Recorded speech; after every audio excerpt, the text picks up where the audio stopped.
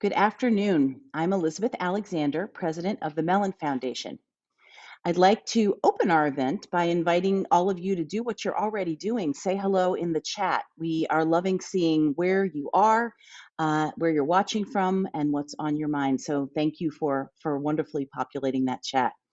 And I'm very excited to welcome you to today's conversation about the vibrant and richly complex place that is the US-Mexico borderlands, La Frontera. It is a place where many of today's most pressing issues are brought to bear, and of course, a region of deep, deep histories. Artists, cultural practitioners, scholars, community leaders have long brought forth very, very expansive ideas, very complex ideas of what that culture is and what displacement and belonging mean.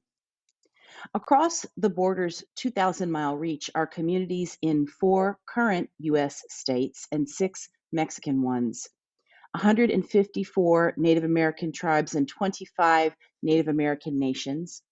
At least 7 indigenous homelands and peoples are intersected by the border's cartographical construct. It is a space that, to quote the great Gloria Anzaldúa, was Mexican once, was Indian always, and is, and will be again. And in thinking about this conversation today, I went back to a starting place for me, Gloria Anzaldúa's Borderland La Frontera, and just to read a little bit more.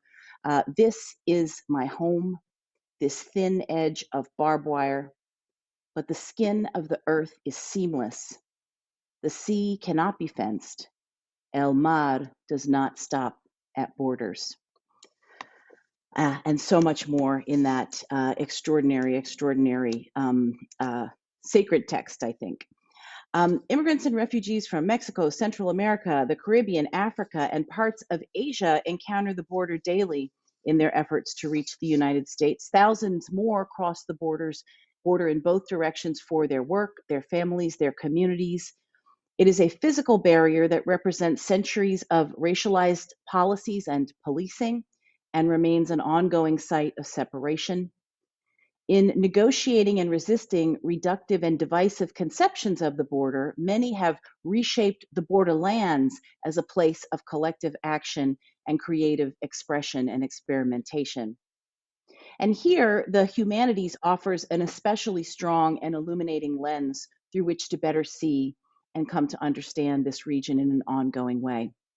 So with us to discuss their powerful creative and research practices and the power of the humanities in the US-Mexico borderlands are Natalie Diaz, Fauna Forman, and Teddy Cruz. By way of brief introduction, Natalie Diaz is a poet, language activist, and educator. She is Mojave born and raised on the banks of the Colorado River in the Fort Mojave Indian Village and an enrolled member of the Gila River Indian community. She has written 2 extraordinary poetry collections, other sacred texts for me and so many others, When My Brother Was an Aztec, which won an American Book Award, and PostColonial Love Poem, which won the Pulitzer Prize for Poetry. In 2020, she founded the Center for Imagination in the Borderlands at Arizona State University, where she is also the Maxine and Jonathan Marshall Chair in Modern and Contemporary Poetry, and among many other honors, she is a recipient of the MacArthur Fellowship. Natalie, we're so happy that you could join us. Welcome. Gracias for having me. Fauna Foreman and Teddy Cruz are principals of Estudio Teddy Cruz and Fauna Foreman, a research-based political and architectural practice in San Diego. Their work emphasizes urban conflict and informality as sites of intervention for rethinking public policy and civic infrastructure, with a special emphasis on Latin American cities. Fauna is renowned for her research on the intersection of ethics, public culture, urban policy, and the city, with a special focus on climate justice and equitable urbanization. And Teddy is internationally recognized for his urban and architectural research of the San Diego-Tijuana border. They are both professors at UC San Diego, Fauna in political science, and Teddy in public culture and urbanism in visual arts, where they also lead the university's Center on Global Justice. Together, they form the UCSD community stations, which make up a network of field stations on both sides of the San Diego-Tijuana border and are places for engaged research and teaching on poverty and social equity. Their work is fascinating. Welcome, Fauna and Teddy. We're so pleased to have you here today. Thank you so much. Thank you. So I'm going to open our conversation with a very broad kind of ground setting question for the three of you as we ground ourselves in the potential vastness of this conversation. Could you each please start by briefly contextualizing the land on which and with which you work? How would you start off to talk about that?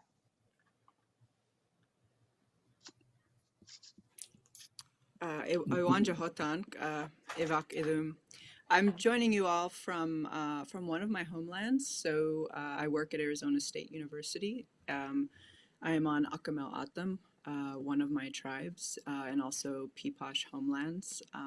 A lot of my work also centers on the reservation I grew up on, the Fort Mojave Indian Reservation. We call Hakulo. It's right on the Colorado River. And both of those communities have built my imagination of language, land, water, what is art, what I think of in terms of mentorship, relationality. I grew up on a reservation in which my neighbors were also my family.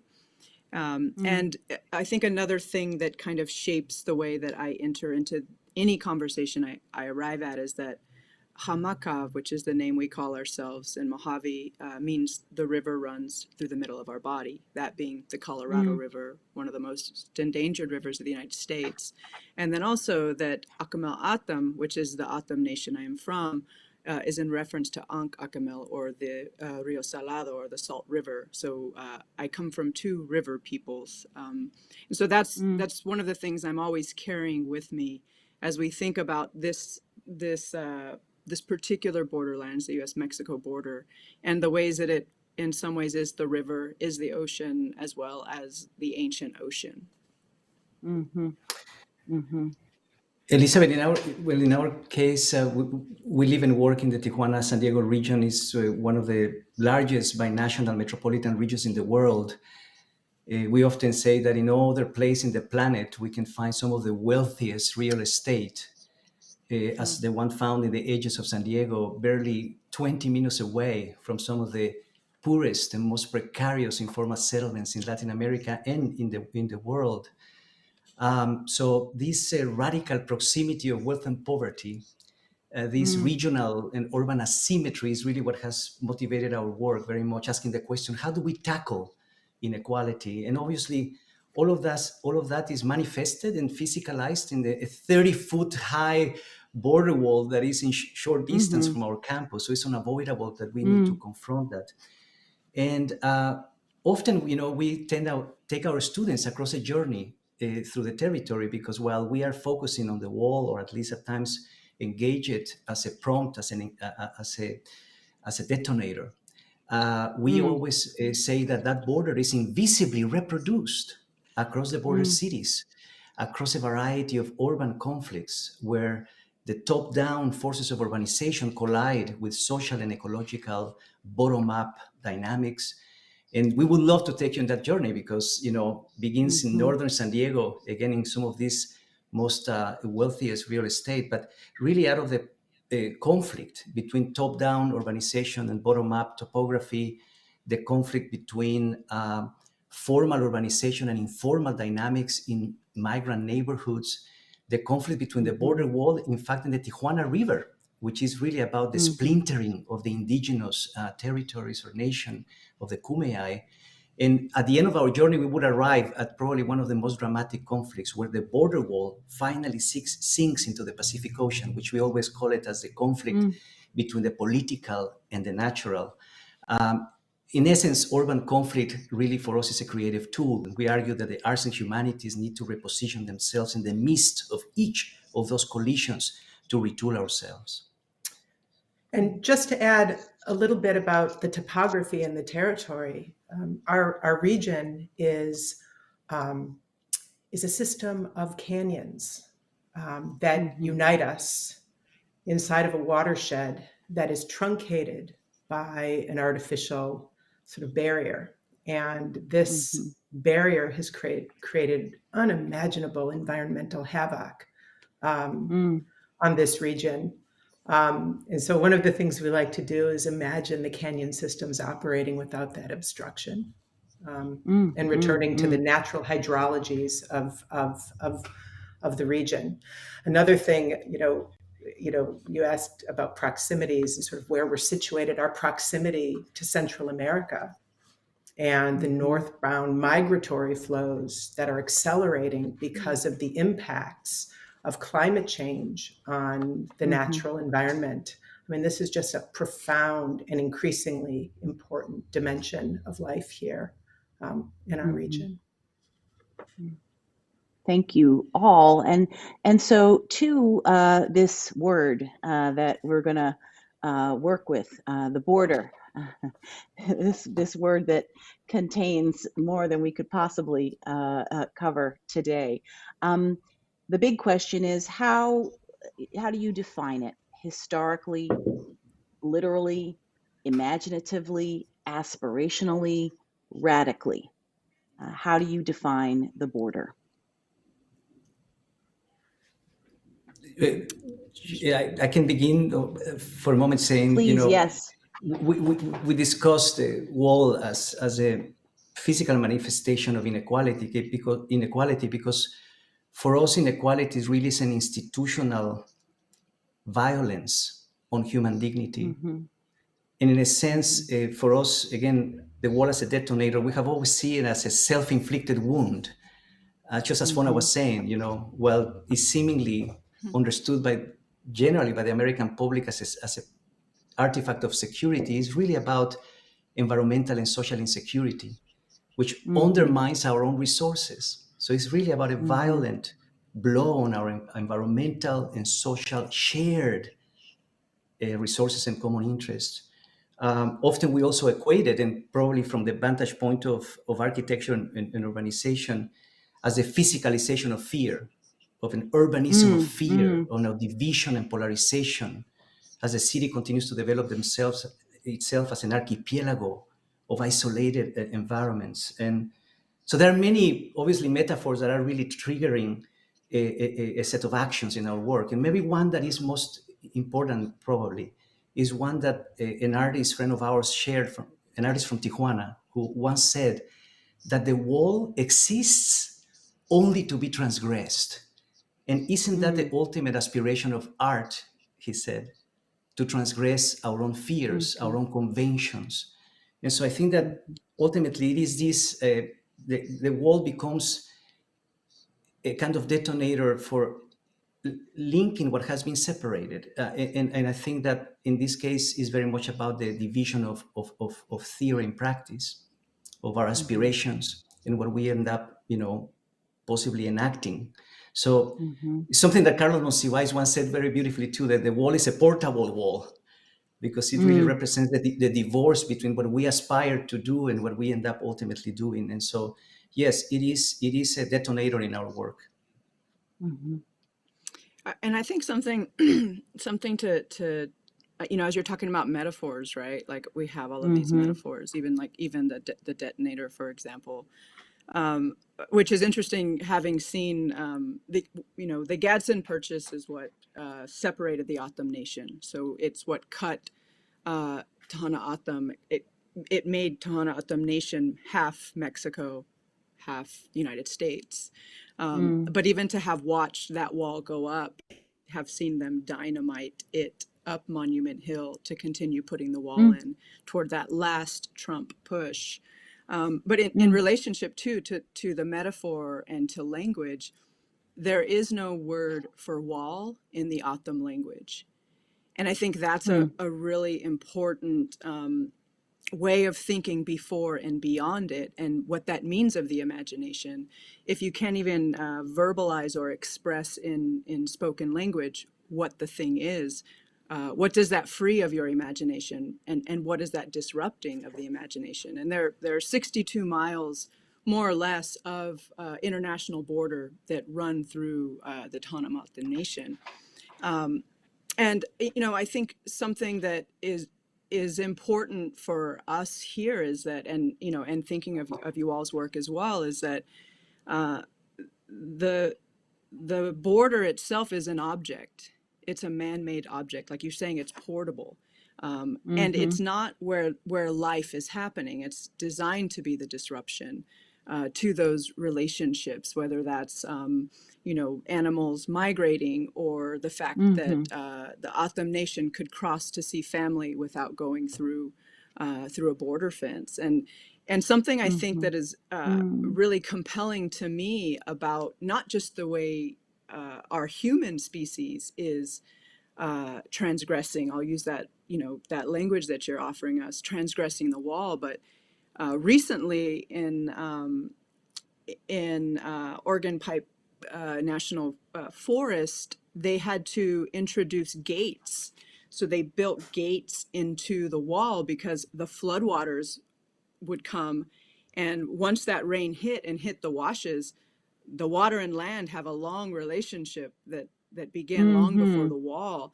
And so that water moved in such a way that it was threatening the stability of the wall. And so they had to come in at the end and add gates into the border wall for the water, which is so ironic. I mean, at least ironic, right? That people cannot cross, but they were willing to build a gate. And I'm talking especially for those who might not know the area on the Teal Reservation, the Sonora Desert. It's part of that corridor that was designed in prevention through deterrence, to push migrants into the most dangerous part of the desert to cross as a way to deter them from crossing.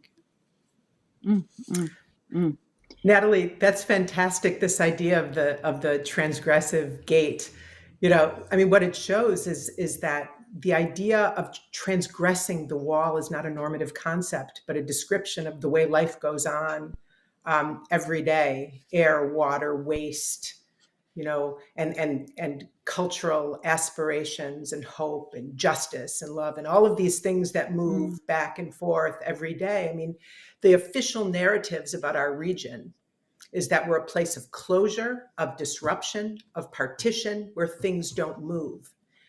And one thing that was so wonderful about your introduction, Elizabeth, was this idea that things don't stop here. Might stop in the imagination or in the perceptions that people have outside. But one of the things that we are really committed to doing here, and I hear this in Natalie's narrative as well, is to create counter narratives from the voices of people who actually inhabit this zone, and to sort of reclaim our own narratives and our own histories of the border. Like, if you look back at the history, 19th and early 20th century history of the border wall, it was simply a kind of line in the sand. People moved back and forth. But as it became militarized and thickened and heightened and widened, it became more like a partition. But it doesn't really operate that way, the way life goes on here. Elizabeth, can I mention something, just following something that Natalie said that is very essential, because that's really what I wanted to convey.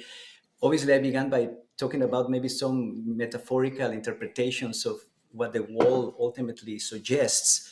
But what I was trying to say is that we need to at times stop seeing it as an artifact in order to unveil and really unearth and really make relevant the life as lived across the many migrant neighborhoods, where bottom-up practices of survival, where solidarity and empathy, where collaboration with new formulations about how those strategies of survival can inspire us to rethink the city at large. And so it's about a more dynamic system. Metaphors sometimes can be fixed as images, and that's what we criticize here.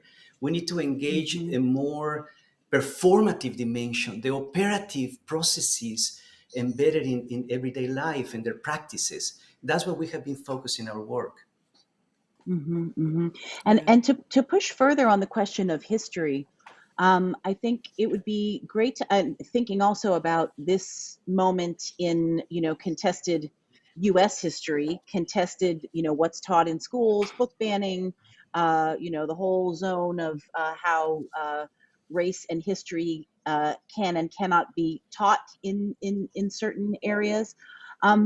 and also folding in the way in which there's the history as we receive it in books, but also the history that when people themselves talk about, as you just did, Natalie, when this happened, the before time, this was when it changed. This is what I remember. Could you each just give us a few historical anchor moments that it would be important for folks to know about? Yeah, I mean, I think something that's really compelling, and for those of us here who like watched some of the Mellon conversations about the monument, and so rather than do dates, I think I'm just going to kind of do a little bit of a broader context. But this is Yes. one of the most terrible, but so traditional U.S. monument that has continued undisrupted in many ways. And I think something that, kind of linking toward these conversations about monuments and taking down colonial and settler colonial monuments, I think something that's really compelling is, and you mentioned this, Elizabeth, in the introduction, is that there aren't just Mexicans crossing the border or Central and South Americans crossing the border. This is the most frequently crossed border in the world, the US-Mexico border. And the fact that one of the largest populations several times across the last few years has been the population were migrants from Africa, from South Asia. And I think that is a kind of shift that we're able to talk with people about and show people right now to bring these conversations, to bear in the ways we're thinking about what migration means. And I guess maybe, again, this isn't a very specific date, but the fact that migration is now linked to immigrant and that it's been dislocated from the very natural movements of people and land and happening, and that it is a way of moving that was given to us by the land. Our language migrates, and the way that migration has been criminalized. I think there's something very interesting right now in language, and some of the work you all are doing in policy, I think, is so extremely important. But like that migration has become criminalized. It's become something almost unnatural to our human movement, and this idea of safety and security. And so I guess I'm thinking maybe less in terms of like particular dates, but trends and shifts that are happening right now.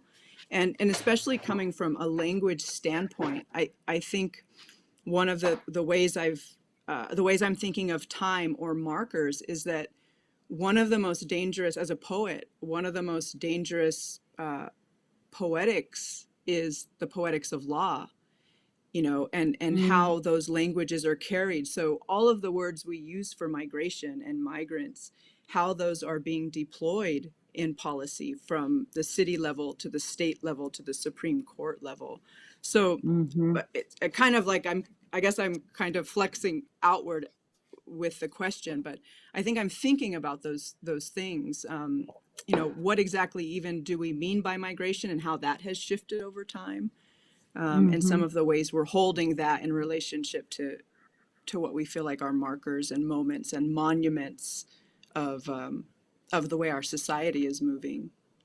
I mean, typical of other territories across the world, in fact, of the formation of the city that is basically, emerges from a history of contested power relations. I mean, often when we talk to our students about this, the border is this trivial, I'm sorry to say, but it's arbitrary line that has constantly been fluctuating as we speak, in fact. And often students get very surprised when we tell them that already by the middle of the 19th century, the border was not there. It was really up north, somewhere around Fresno. And then and the mutation of these boundaries and borders. And when we talk to our partners in the Kumeyaay tribe here in San Diego, Mike Connolly, who reminds us of the Kumeyaay territory, which is the most amazing, obviously, cross-border, for that matter, condition, because it has always been organized around water and the natural sort of dynamics of the ecologies and the habitat. So the border is really ultimately a very precarious kind of concept that is constantly mutating. When we looked at the Kumeyaay nation, for example, and how it began to be splintered by, in fact, those power relations, colonization from the west because of the missions and the ranches, and then from the east by the flow of new settlers, and incrementally the Kumeyaay territory begins to become an archipelago, very small areas. And those themselves have internal borders, almost inland. So it is a very complex mosaic of compartmentalization and reaction and pushing out and back. So the border is constantly fluctuating. And that's the reason I think when a community is splintered by the very power of jurisdictional imposition, that requires us to really reenact a sense of agency, I think. And that's what really we often discuss with our partners. How do we then begin to push back at that compartmentalization? Well, and something that's interesting too, just in terms of relationality, the Kumeyaay, we say Kamiya, they're our cousins. We share the same creation mountain, which is, would be north up the Colorado River. And so, like even just for example, one beautiful thing about thinking about migration is we have an important word in Mojave, very important because it's the way you would call a beloved, and it's muhan. And in the Kamiya language or the Kumeyaay language, it's the same. So to imagine that our migration patterns are carrying also with it those imaginings of how we might love one another. But yeah, just a small anecdotal thing that I think, also exemplifies what is carried in migration that we, again, often try to dislocate from, the human body of life and possibility.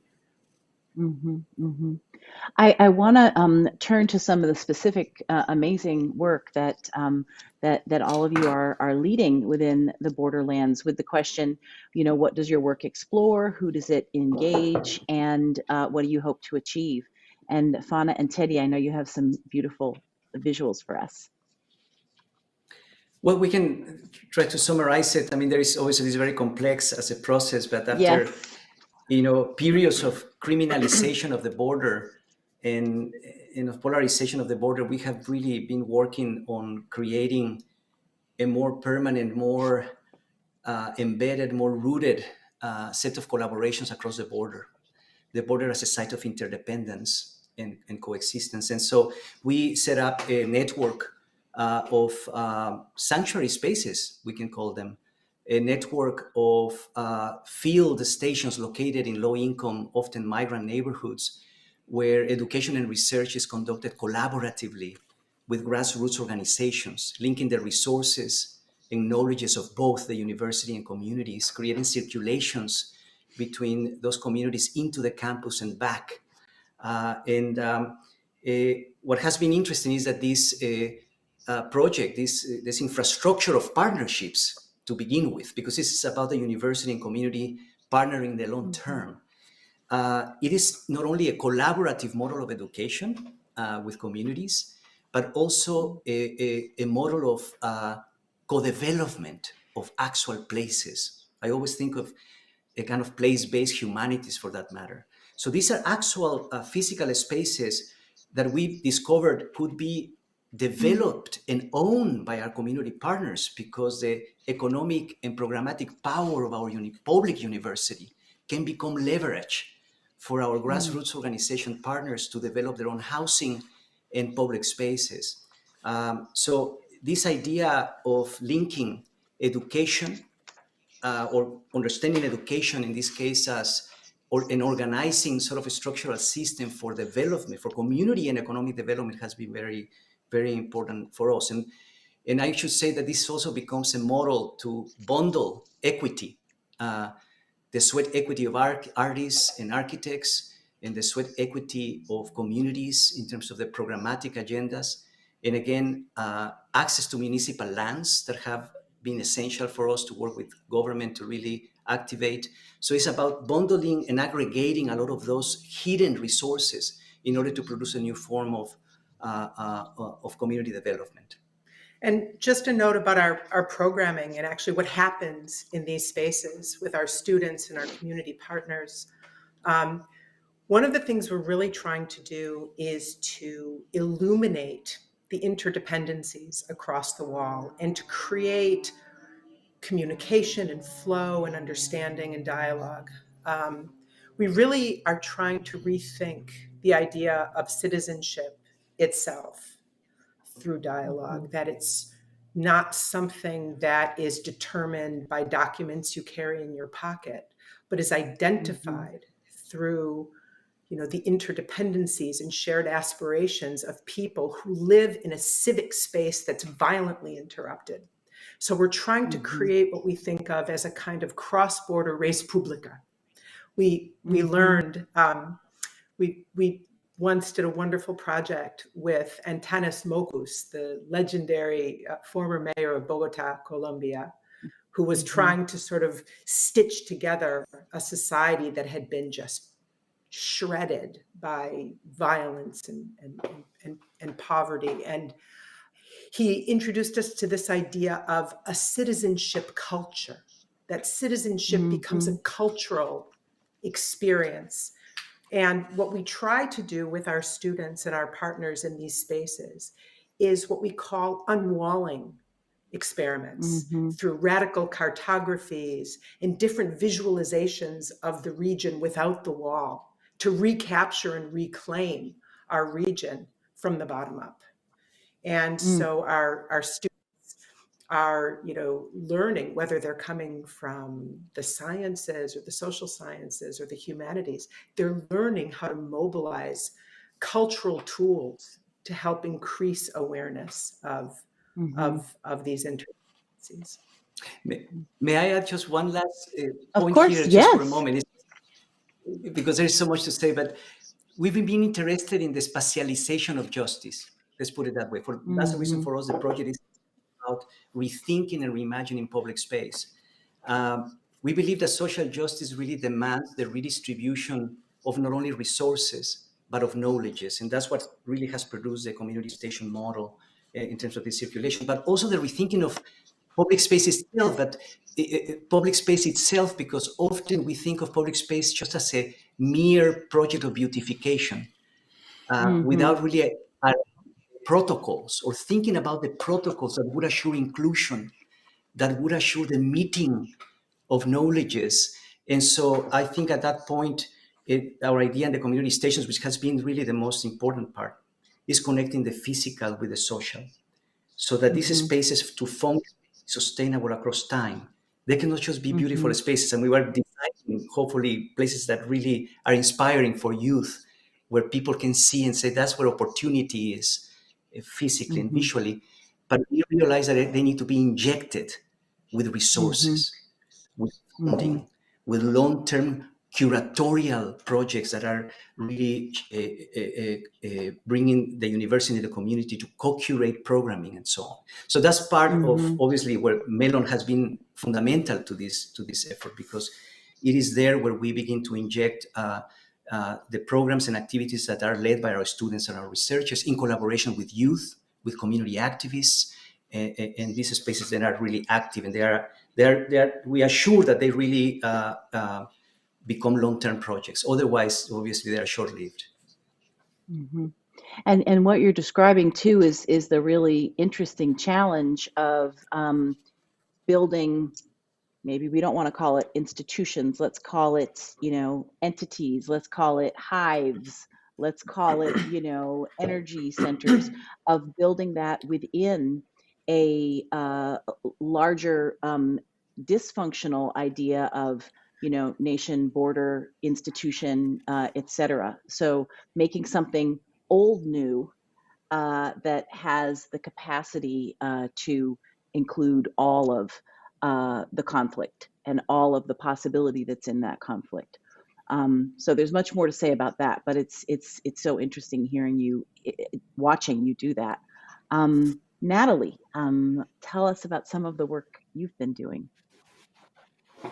Yeah, I mean, the center is fairly new, and it's a really lucky space and engagement, and you know, to have been escalated by Mellon is again feels lucky, and I mean that in like a Mojave sense of arriving at this place of momentum. And in some ways, I feel like the work we're doing here is alongside the work that you all are doing, and part of it is trying to bring Indigenous knowledge systems to bear on these larger conversations that are happening.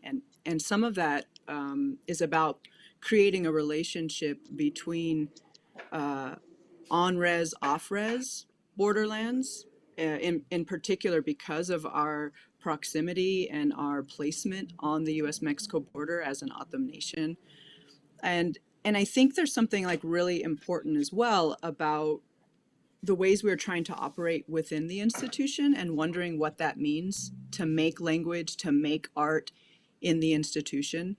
You know, what does it mean to be public?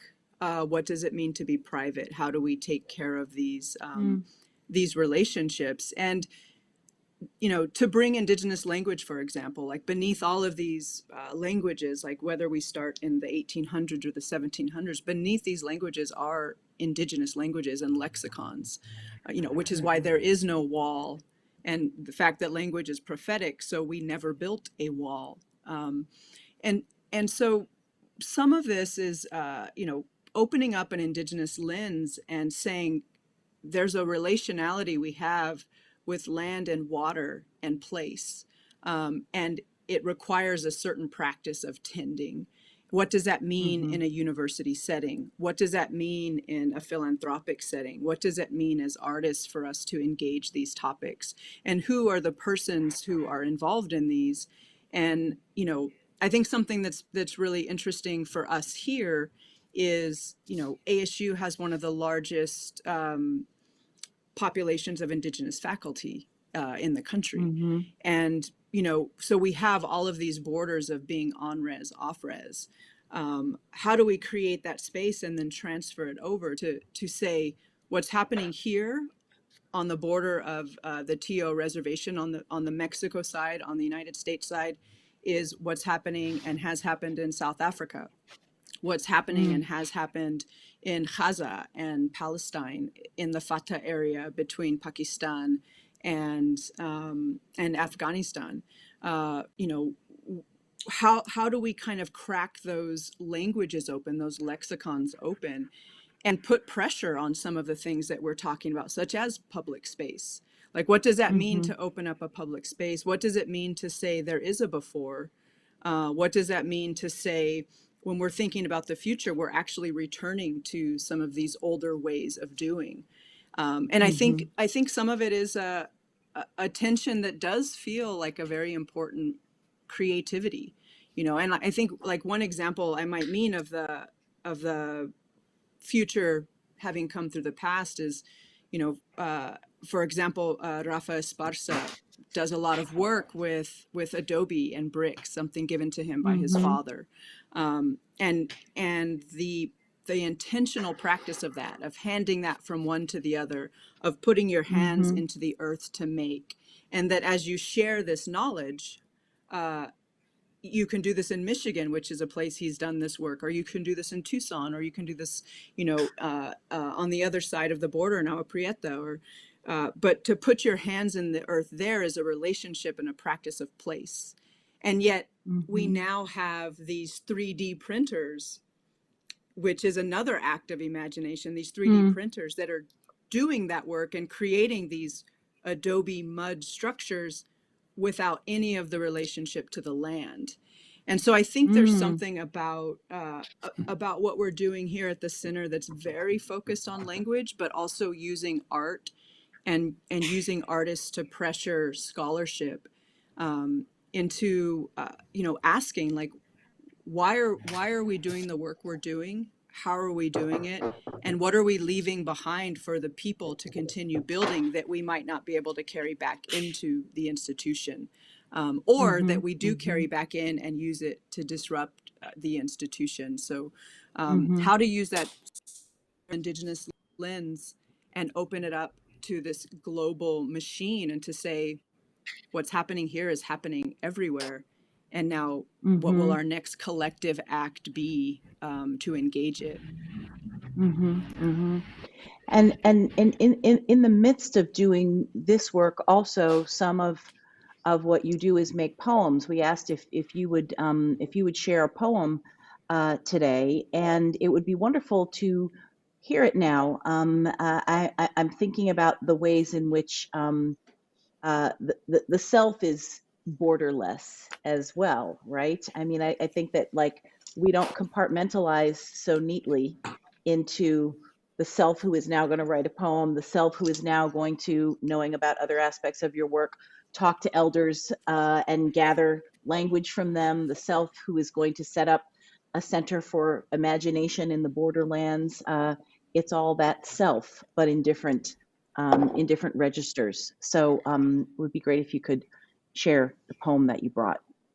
Yeah, I mean, it's always lucky to be able to share a poem in front of the poet.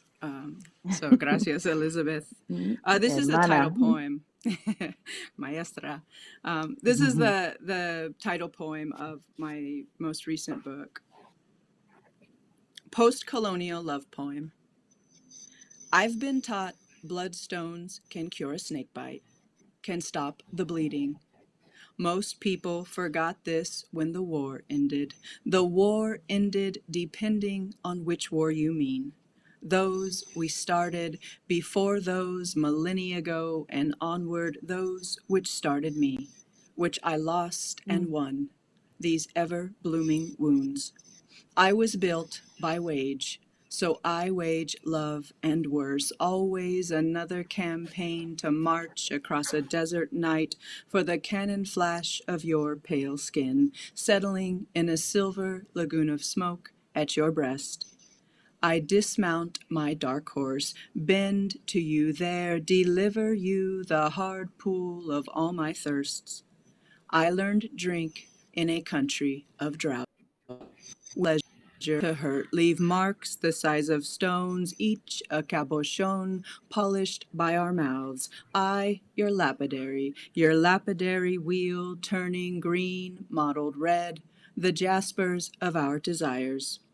There are wildflowers in my desert which take up to 20 years to bloom. The seeds sleep like geodes beneath hot feldspar sand until a flash flood bolts the arroyo, lifting them in its copper current, opens them with memory. They remember what their God whispered into their ribs. Wake up and ache for your life. Where your hands have been are diamonds on my shoulders, down my back, thighs. I am your culebra. I am in the dirt for you. Your hips are quartz light and dangerous, two rose-horned rams ascending a soft desert wash before the November sky untethers a 100-year flood. The desert returns suddenly to its ancient sea. Rise the wild heliotrope, scorpion weed, blue phacelia, which hold purple the way a throat can hold the shape of any great hand. Great hands is what she called mine. The rain will eventually come or not. Until then, we touch our bodies like wounds. The war never ended and somehow begins again.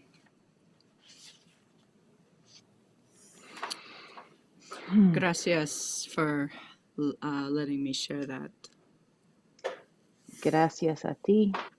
You know, and I think there's many things to say there, but and Fauna and Teddy, you might also have a response. But you know, knowing that poem and your poems very well, hearing different things in the context of today, you know, hearing all of the really close juxtapositions of the speaker and the speaker's body and the land, and you know that absolute proximity and remembering that the speaker carries.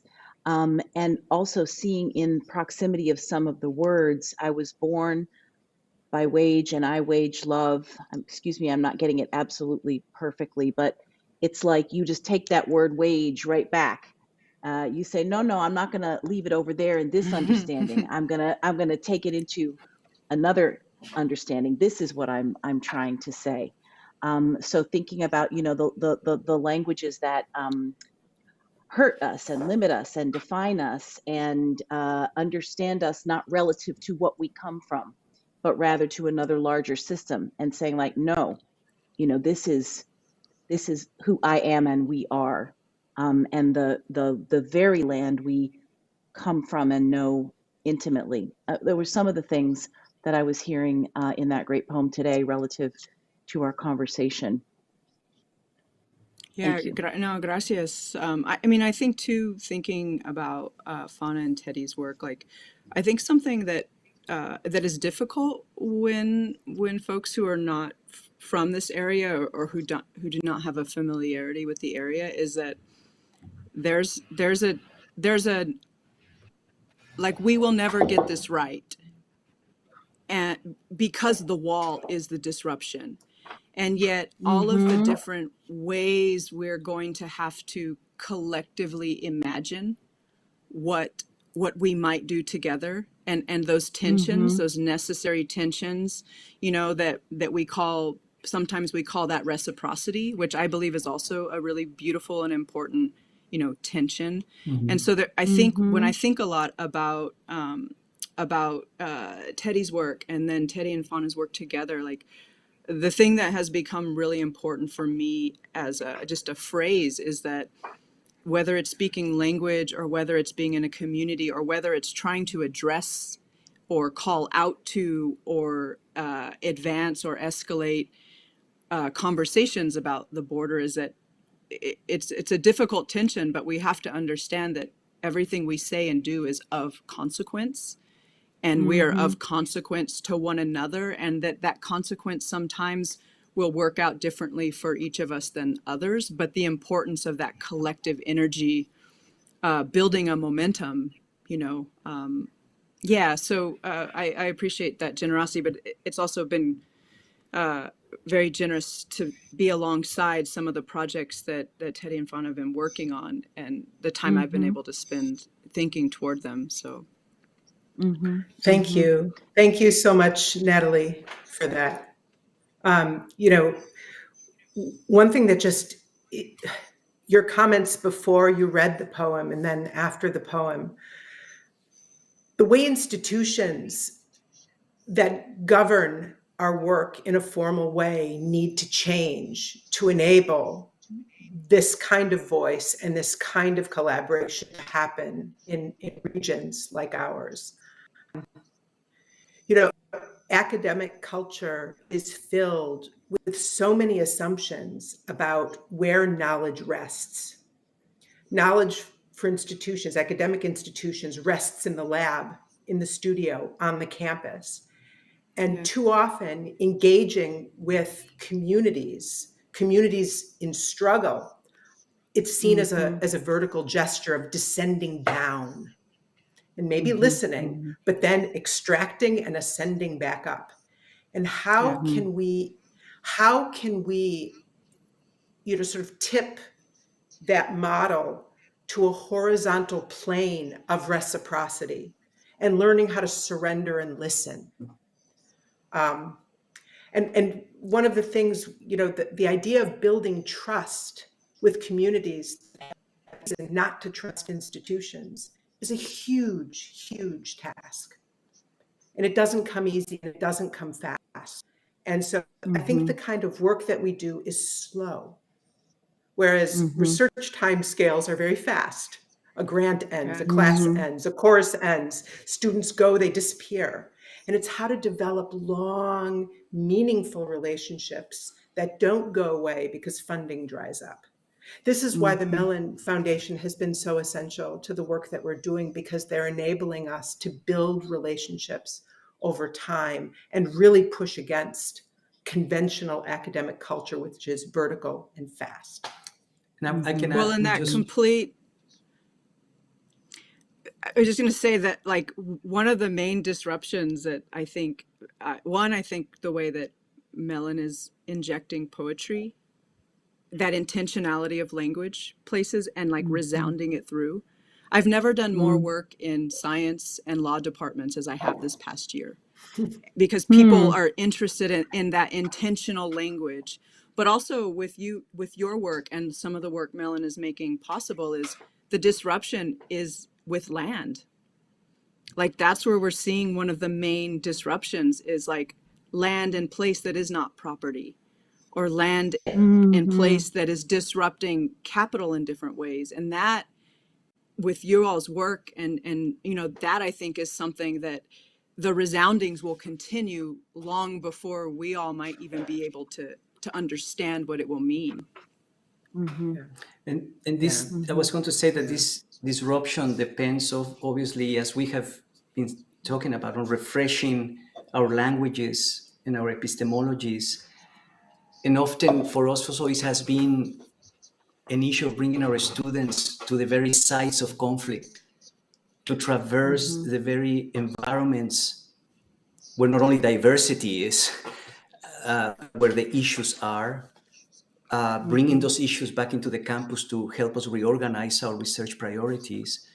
But when I was listening to Natalie's words, I was thinking, my God, if some of our students could be hearing those words as they traverse the specificity of that environment, I believe, in fact, that war also is a political practice, is really enabling to contextualize the issues in very interesting ways. What I'm trying to say is that, yes, the power of language, but the power of performance through the territory, and the curatorial framework by which the meeting of knowledges can happen. And at that point, just one last thing about this is, for us, it has been also to engage a project of visualization, that images are political tools to produce reciprocity, to incite a new sensibility of cross-border publics. And there was a video that we, prepared. I don't know if it was shown, but it was one image that we created that is called Mexus, where the jurisdictional line of the border, we eliminated. And instead of seeing the imposition of this political line, what we end up seeing and presenting to our partners in our discussions is the 8 most important regional watershed systems that are shared between the US and Mexico. And that's the image that should rally these cross-border publics to understand, or to raise awareness that it is our shared interests and common values in disrupted landscapes that really should be the basis for a new type of conversation about building trust and about producing reciprocity. So yeah, the power of images in capturing what otherwise at times is difficult to enact, is sort of more process-based dynamics, I think, that are embedded in the territory, but often very invisible. Just like poetry. Yeah, and I think, and we're going to turn to the questions, but continuing to think about the specific power of poetry is that, when it's working as it should, the poet can never be afraid of one word touching another word. The poet cannot be afraid of what abuts. The Exactly. poet is not there to transmit a specific meaning. The poet is there to transmit, kind of the meaning that's under the rock, the meaning that's in the water, right? And you may not know what it is saying explicitly, because that's not the job of the poem. The job of the poem is to carry it without fear for what it sounds like. And so I think in that regard, to what we're talking about breaking open, there is tremendous possibility. There are so many questions, and this is a very engaged village. So I'm going to start reading some out. This one comes from Ela in St. Louis. So often the border is characterized in terms of crisis and emergency in order to justify extreme necropolitical measures. What are some of the most effective strategies you've seen to counteract those narratives? And anybody can take the question so that we'll keep it moving and be able to put more on the table. I'll just pop in quickly, and like something that I feel like is, the English language is in a state of emergency always. It hasn't imagined all of us, and it has imagined crises for us to fall into. And so for me, one of a really important practice is to bring my Indigenous language into a sentence of English or a space of English, such as the university, because I think there's something about the generosity and the resounding of Indigenous languages. Again, not just a kind of beforeness, but a way that the crisis is actually not ours, that our relationship with this land and this place and the ways we've learned to tend one another and to care for one another as a people and human species, as well as other life forms, that isn't actually in crisis. It's the state's language that has put those things in crisis. And so for me, one of the ways that it seems essential, and also not just when I say Indigenous, I don't just mean what we call Native.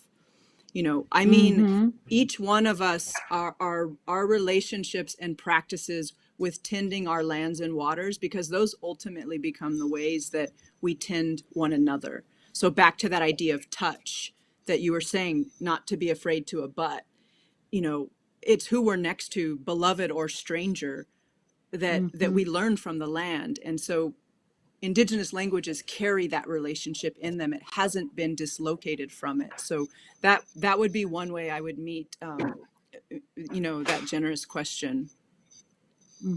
These counter narratives really should be, again, as we were discussing in that example of visualizing the invisible for a moment, to recognize it, is to really understand that the histories of these border regions have been primarily defined by hybrid identities and by flows that are invisible. People going in one direction, wasting another, the hydrological systems that really are shared. So this giving primacy to the socio-ecological dimension of what really at times unites us, if I may say, just for a moment, that our common sort of ground for often is not part of our, even though that's commonsensical, is not part of our everyday kind of public awareness or opinion. When we did this project with Antanas Mocus, the former mayor of Bogota, and we did a cross-border citizenship culture survey to understand whether there was a cross-border citizen or public.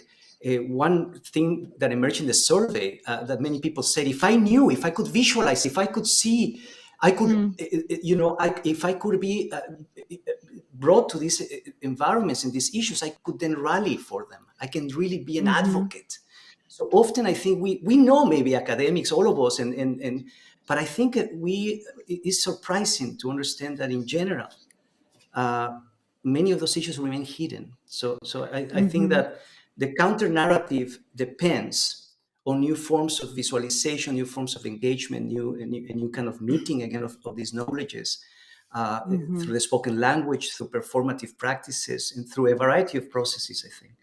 Just to say one thing quickly about crisis. I mean, again, I think it's about taking back the language of crisis and trauma.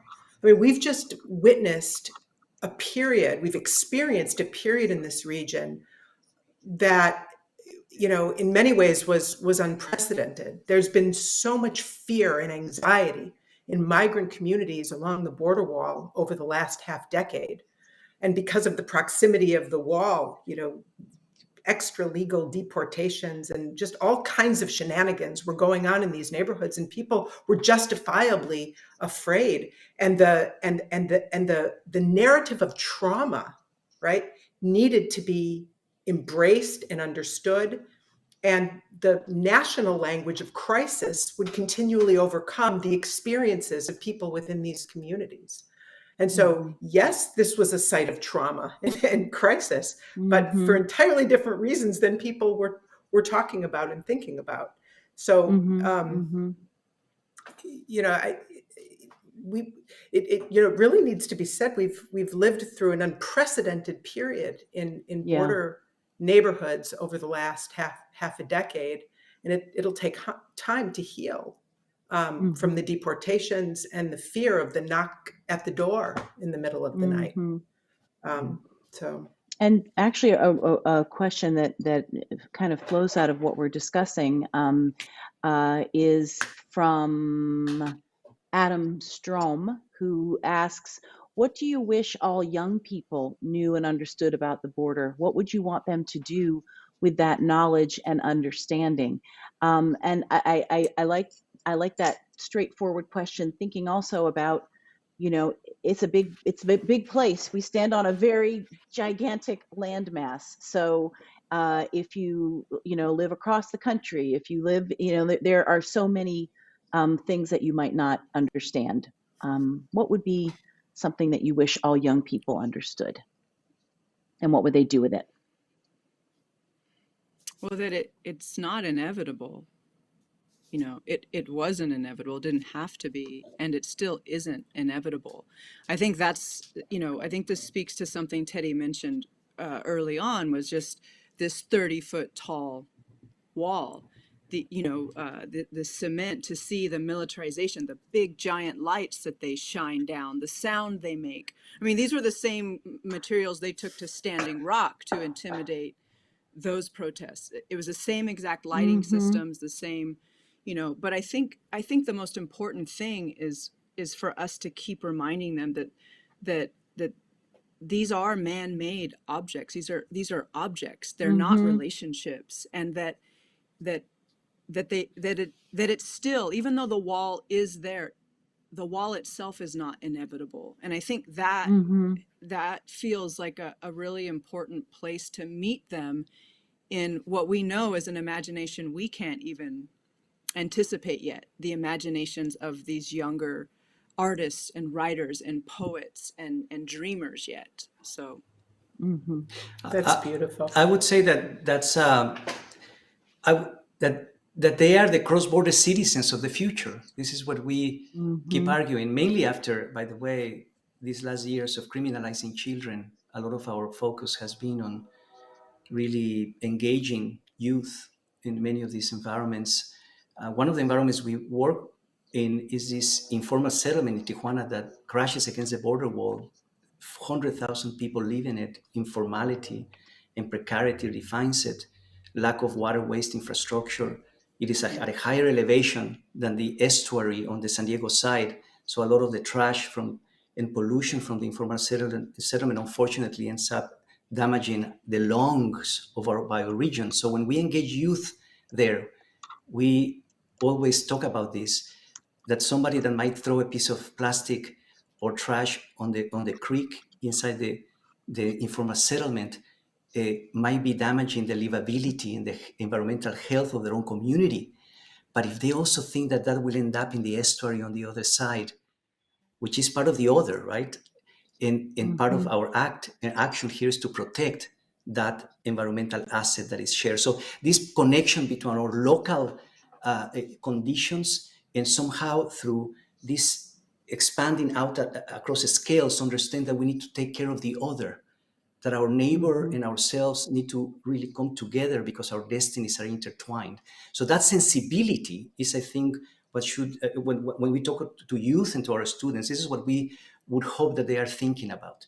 This is the new generation that will be hopefully more empathetic, that will understand that democracy is not the right to be left alone, but in fact it's an act of coexistence with others. That's really what we would love for them to know. I'm sure they already know. They already know. Yeah, because I was pissed. going to say. I mean, Sorry what that to say. opens up is also like what are young folks teaching us, which is of course implicit in the question. And then someone is asking a great question. Cassie Tanks, who is studying in Chapel Hill, asks, have you collaborated with librarians or archivists in the area? How does that collaboration look? How would you like to expand it? If you have not, what would your ideal collaboration look like? And what types of projects or community efforts do you see librarians and archivists supporting? So there's a lot there. Well, Mellon funded a really incredible. Everything is moving always back to the nexus of Mellon, the new Center of Imagination, I believe. But there was, for example, a community archive program that happened through our ASU library, which was really beautiful, and it came with its own set of kind of like a box, an archival box with materials in it that were designed for folks to take back into their community. So again, like how to dislocate those typical traditions of extraction that the archive has been. And so thinking about, that is one direct example of how the archive has worked and how our librarians have, turned that around. And we have some centers, or we have some students here in the center who are, they're calling it an almanac. And they're thinking about Leslie Silko's Almanac of the Dead was the book they read that spurred this. But their thesis project is an almanac that moves from here, from Nogales, Tucson, Phoenix, covering the whole area. But it's, young people, young writers and poets working with their elders and even their non-elders, right? Because I think that's the current archive. Like we're saying, our young people are building the language we yet need. And so those are some ways that we're seeing it happen here that have been really lucky to watch and be a part of. Beautiful. We haven't formally yes, Fauna. we haven't worked formally with librarians or archivists, but we very much see the community stations as a kind of cross-border observatory where new knowledge can be co-produced and archived and shared. And so we're really interested in documenting, right, invisible flows through dialogue and storing those and making them accessible to future conversations and dialogues. So the idea of archiving is very important to us. Archiving experience. Leslie Finney in Elizabethtown, Pennsylvania, asks a question: is there any sign, hope for bipartisan work on immigration reform? What is the low-hanging fruit that both sides could support? And what I would just add to that is like, okay, you all make the rules, so let's just blow it open. And what would be some of the most extraordinary things we could imagine at the governmental level that would be positive?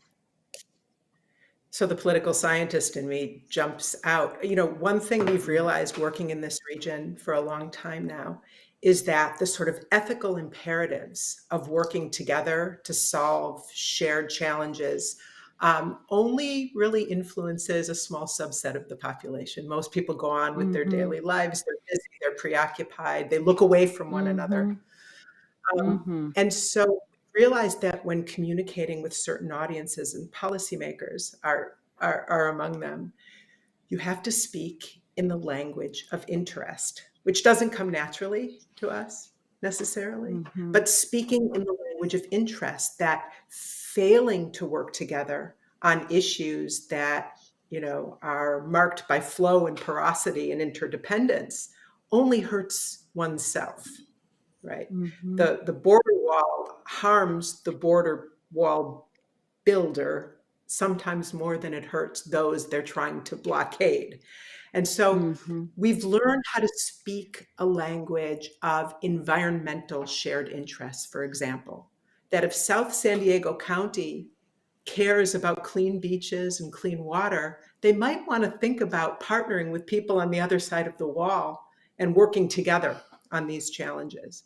And so we find ourselves modulating our language depending on who we're speaking with. Sometimes it's a language of care and cultural sort of optimism, and sometimes it's just a naked language of exchange and interest, and the language of the politician. May I say for a moment that require new processes of political representation where artists, where some of us in the humanities can really translate the hidden knowledge again, embedded in the best practices of migrant communities. We would have to begin there, which is a very difficult, maybe polarizing topic, but speaking of the positive impact of immigrants in transforming the American neighborhood. So for us has been a process of translating objectively, really, the relevance of the many bottom-up urban practices in order to produce new type of public policy. So for example, in many of the workshops that we've conducted throughout the years, we began to redefine what density means. Density is not just an amount of objects per area. Once one resident said, in fact, density should be an amount of social exchanges per area. Zoning or land use cannot just be a punitive tool to prevent socialization, but in fact, it should be a very smart framework to organize local activity and local economy. In other words, to produce a new political language with new methods of political representation so that institutions, left and right, across the aisle, can understand that the survivability of the individual depends on the health of the collective, and in that sense, really invest in the city through new types of models. And that's the reason these environments have the DNA to give us that future, but it has been misunderstood. And so I think there needs to be a lot of translation, a lot of engagement to really intervene in public opinion, which has been hijacked so awfully in the last year. Well, and some of that language exists in, I believe exists in tribal courts. It's a place of pressure that can really tremble our government policies, is the way, because we were, tribal courts were given United States structures, but still managed to hold our values in it, and are still managing to hold some of those values that do tremble back up and shake these political systems and these political structures. And I think importantly, the relationship between Black indigeneity, indigenous Blackness, and land, and I think there's a relationship there, and I mean, I don't know how bipartisan this can be, because I think in some ways people are split about whether, what sovereignty is and things like that. But I do think those languages exist, and those communities have existed, and those whether you want to call them solidarities or families or communities have existed. And I think there are those languages that exist there in tribal courts, but also in the history of Black and Indigenous relationality.